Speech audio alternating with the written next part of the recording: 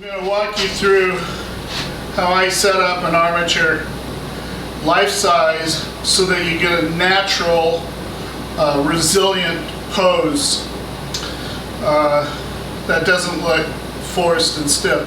99.9% of the life-size monuments out there, they look rigid and servile. We want this to be free and have a feeling of ease about it, a natural pose.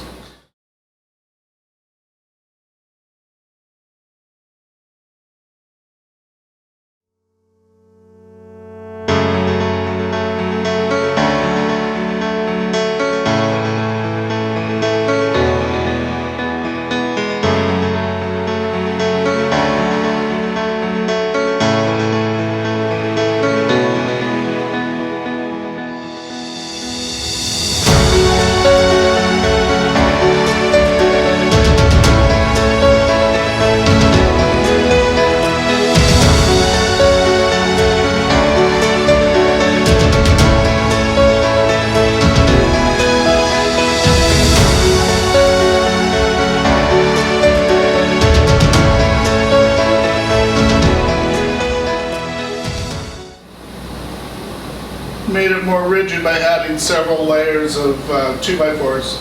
There's basically 4 2x4s going across it. That's in case there's any moisture in the plywood. This is going to keep it flat. I also reinforced it with an added measure of doing a light coat of fiberglass or polyester resin and fiberglass mat. Now the next thing I do is set my plumb line. And all you really need to do is wrap your plumb line once or twice around your board, and you can raise and lower it just like that. The friction of the line and the weight of the plumb bob will keep it in place. Now, early stages I like it to just be barely touching the plinth right there so that it stops dead in its tracks. So from there, we're going to measure out how tall this needs to be. Now the gentleman's 5'8", so to allow the shrinkage from going from clay to bronze, I'm going to make him 6'1". This represents 6 feet 1 inches, and I'm going to allow about another inch, so it's going to be about 84 inches for the clay on the plinth. So his head will be here. Now, the next thing we need to do is measure half here, and that's going to tell us exactly where the middle of the body is going to be. Just a note on anthropometry. Athletes who excel in things like running, and basketball, and speed sports have different anthropometry than us regular people. Their joints are generally shorter femurs and longer humeruses, and what that allows us to do is allow us hinging action. So oftentimes their bodies from here to the pubic symphysis is really less than half. They'll be slightly shorter than normal people. So on athletes, you should take into account the anthropometry of their particular individual sport.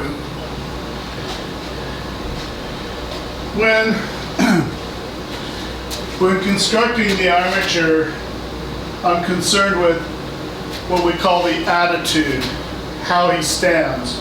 He's going to stand on the right foot or the left foot. So thinking about the tension, we have what they call the Baroque aspect, which is from left to right, moving from bottom left to upper right is the Baroque. That creates a sense of ease. So what we're concerned with is the weighted. So what they call the sinister is from lower left to upper right. That's the sinister direction. That creates a sense of tension. So what we want to do is, at this point, it's very important for us to get a grasp on the vocabulary of sculpture. We have aspect. We have the slope angle aspect. Aspect by degree and angle.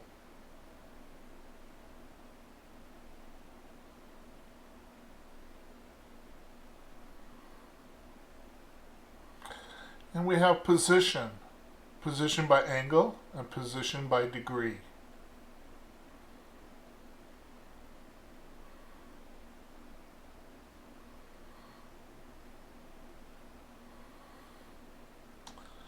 Again, position by angle and position by degree. On the left is repetition without variation, and on the right is repetition with variation. The attitude, determine the attitude. And my sense is a strong weighted right foot will give me those Baroque lines that I want. Because this guy is eminently very good guy.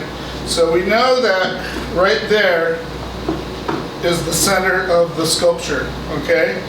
That'll be the center of the face. I can move the foot in a little bit of different direction. Two of the things that determine the attitude are what we call aspect and position. Aspect can be the degree, and the position is the exact location. Okay, so we're concerned with aspect and position. So now right here, I can pretty much take a pencil line and mark that. This is a foot size, will probably not be too dissimilar than mine. And now we got a very, very close approximation.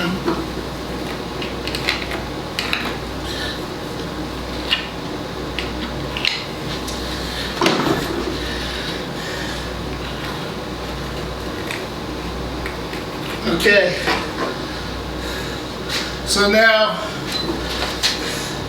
we know exactly where to put the pelvic girdle. Key point 4, movement. The primary movement always starts on the weight-bearing leg. With the weight-bearing leg, we are primarily concerned with the line from the inner ankle to the tragus. The axial figure, we are concerned about the secondary movements, the movements of the two girdles of the hips and the shoulders. We are not concerned with the extremities.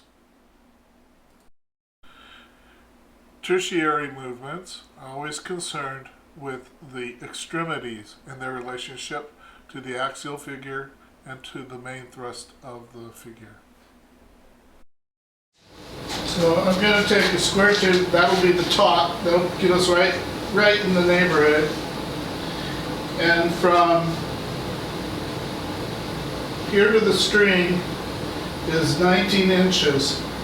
So allowing a ½ inch for the iron, 18½ inches is the size that we need for the tube.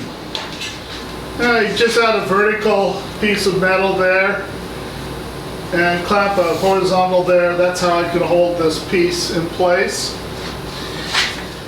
Now the load bearing will be on the right hand side, so that I tilted up about an eye length.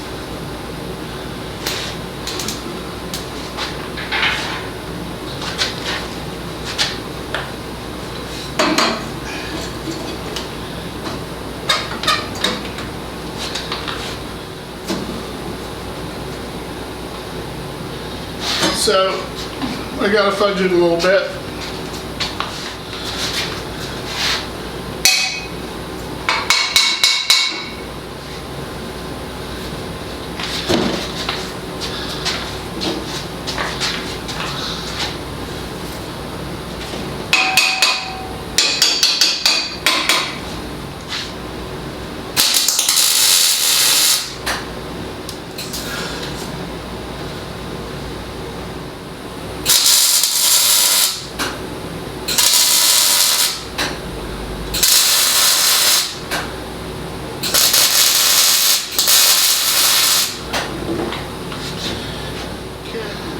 So I can trust that I can bring those welds home.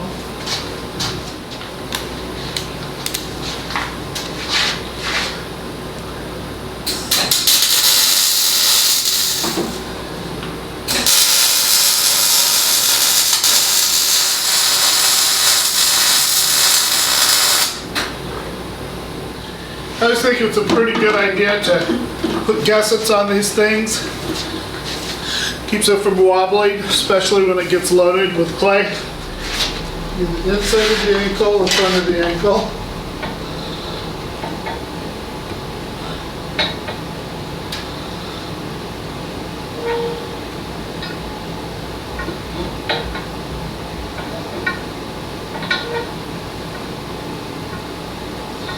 Don't want the clay to hit the iron. So that looks pretty good.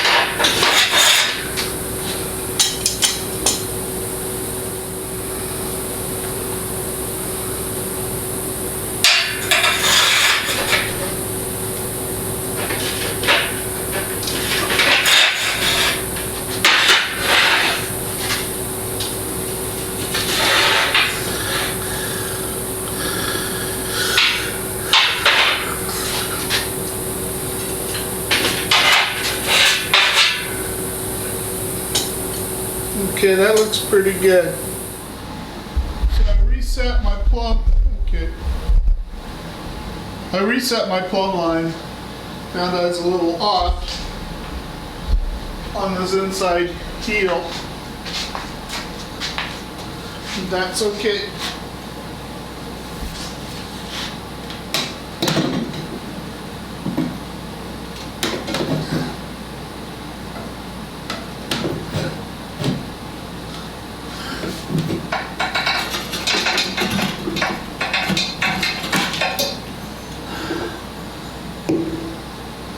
Okay, now that's where it's supposed to be. So that plumb line has to go right down the center. See how that goes down the center? That's what gives us our feet. But I'm doing it with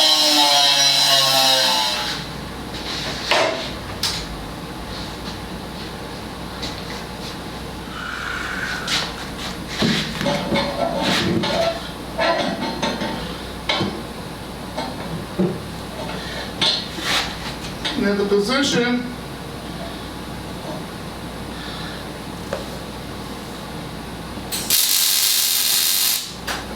and aspect.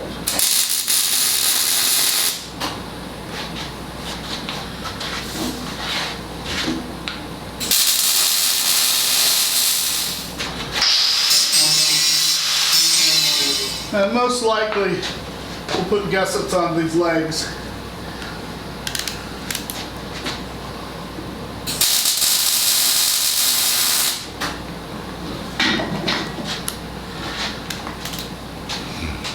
So you see the aspect of each foot and the position with the plumb line.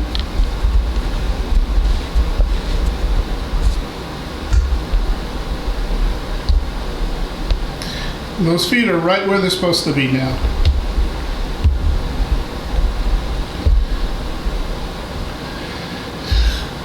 The weight bearing leg is up about 1 eye if we're doing 5-eyed cube. So now checking our work so far, that his height is going to be up about there. So there, that's what the clay allowed. So there is exactly, we got it exactly right. That's exactly halfway. And his head will be right up about there.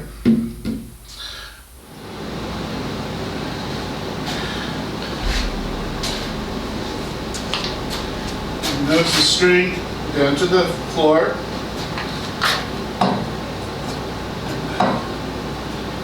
And we need to line up the back of the neck. I've got to bend that slightly. We want the neck. There we go.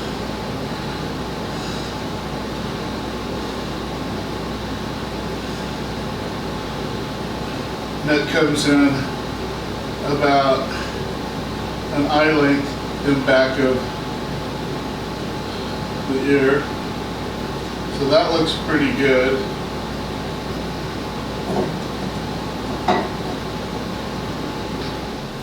So I need to get the spine right there where it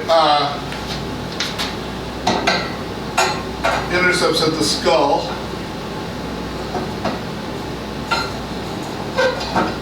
Notice I'm using my plumb line.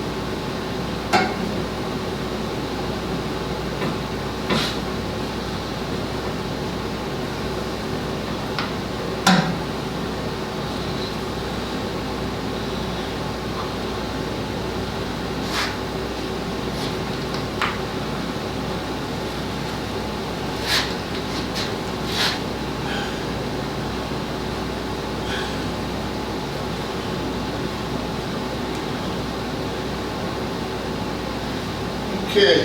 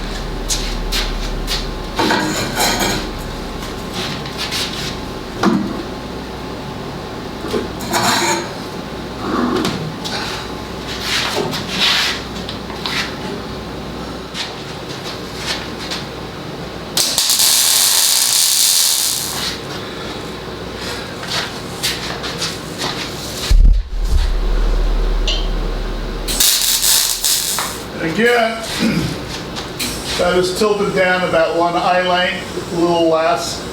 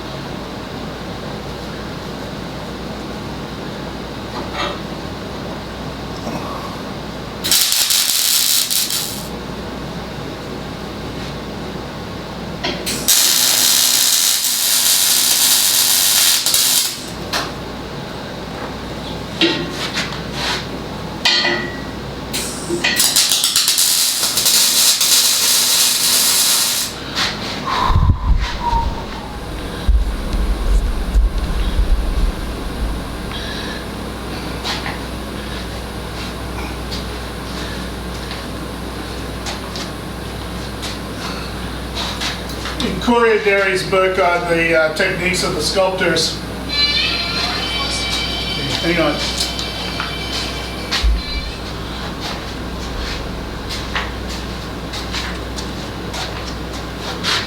In Corriedari's book on sculpture, he talks about in Corriedari's book on sculpture in the 15th century, he talks about making clay models to make into plaster, and he talks about using willows and binding willows up. So any type of, what he's really talking about is any type of material that you can use to create this filler so that the clay has something to hold to. Now I prefer something like wood. You can use foam, but wood I can nail in with little fasteners and glue. Plus also you want to be sure that when you're pounding the clay into it that it's firm, because if it's not firm it'll just bounce it back out and create little air pockets, and that's just miserable. You can use chicken wire. The disadvantage of chicken wire is if you have to move a section you have to cut it out. So I prefer to use another method. But we'll start filling this in with wood and fillers, and this is just to lessen the weight and to add structure. Now we want to build this rib cage out. You see how this rib cage comes out like that. We still have to come out further. And his chin is going to be right about here. And there's his collarbone.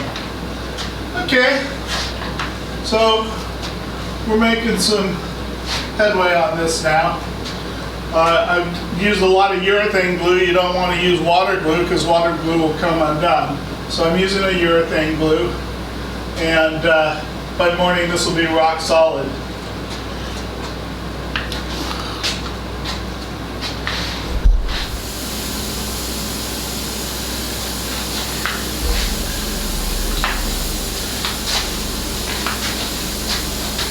Okay, we have a very nice rigid core structure. Now the most important thing to realize and notice is look at the flow. Okay? That's what all these other sculptors don't get. They're all like this, like got a broom up their backside. So what we want is a nice flow.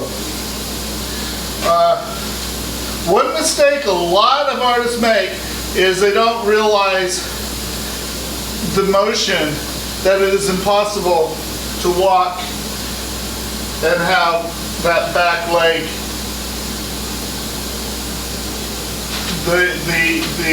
The leg can only extend right to there in a natural gait. It does not go back naturally. So look at that beautiful motion. That's what we want. We want a solid core so that the weight of the clay can cling onto it. Now we want to have plenty of clay body in there so we can move it around and keep that movement, the attitude and movement fluid. Again. Now we have all this concavity that we can go ahead and fill with foam. And it's like I said with Corriedari, he said use twigs and plaster, okay? That was for the 15th century. 21st century, we have foam. Let's use foam. So we'll go in here, and that will really lock it down.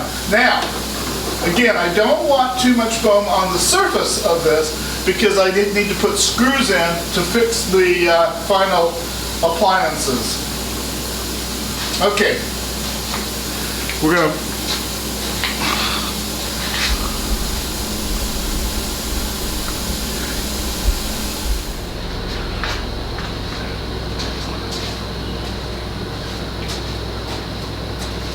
Of course, my full recommendation is to have a maquette first.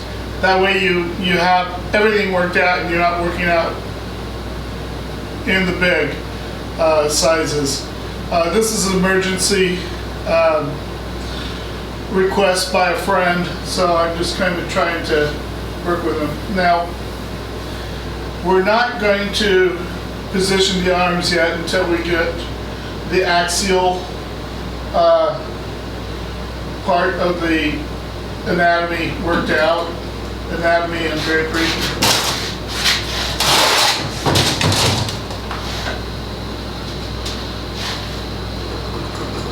When we're talking about primary movement from the side, we see that we have this one large movement. That's what we want. Okay? That's going to give them fluidity of stance. And again, I've got to position this so that the plumb line, well, the plumb line will stay permanent right down there at the feet. But you can see as I turn around, the feet will remain the same, but the head will actually come towards me, like that.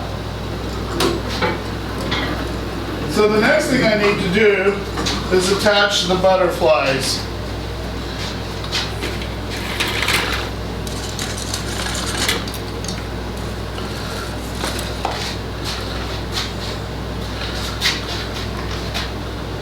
I've got 3 sizes of butterflies here.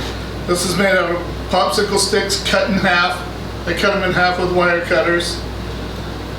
These are full popsicle sticks. And these are paint stir sticks cut down to about 3 or 4 inches. The paint stir sticks, the heaviest load I will have on this will be the front portion. And then we'll have some back portion here which will have a heavy load. And then of course the legs will be rather loaded. So these big heavy ones will go where I get the most clay load. And the little ones will go up around the head and the neck. But these are to help with the clay load. So that's what I'm going to do now.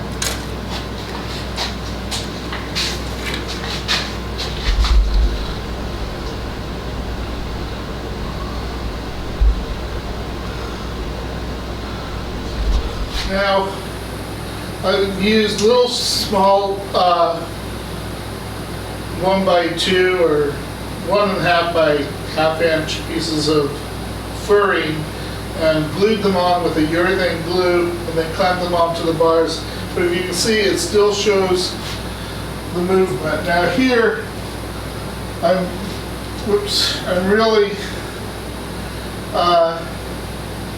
really at my limits. I can't really add too much more wood there, so I'm just going to leave that. I like to try and cover the irons as much as possible because the water from the clay, the iron actually dries the clay out and creates sort of a corrosion on the inside, and that's not really good. So wherever I have an iron exposed, I'm going to paint it just so that the iron doesn't corrupt the clay.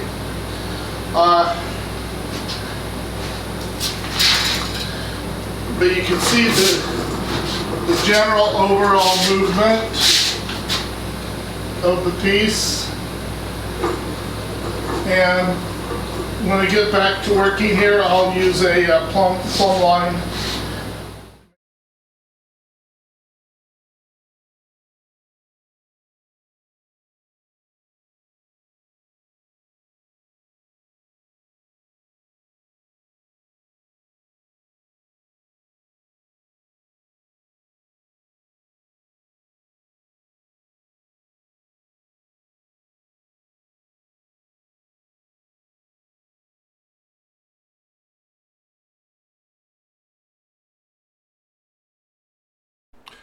I make my clay sizes about 1 inch by 6 inches. You want small pieces of clay so that you can push them into one another and smush them against the armature really well. You want to get them underneath the butterflies and then over the butterflies. Failure to do this will cause large slabs of clay to fall off. But this armature will be able to hold clay for weeks on end.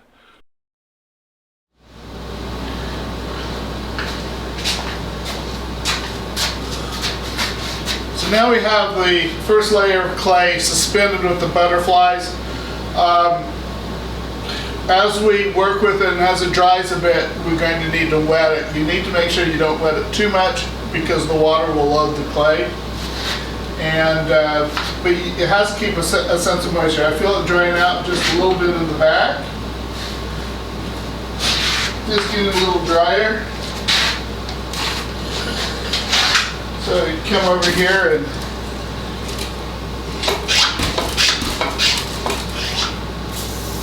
you can just wet it a bit.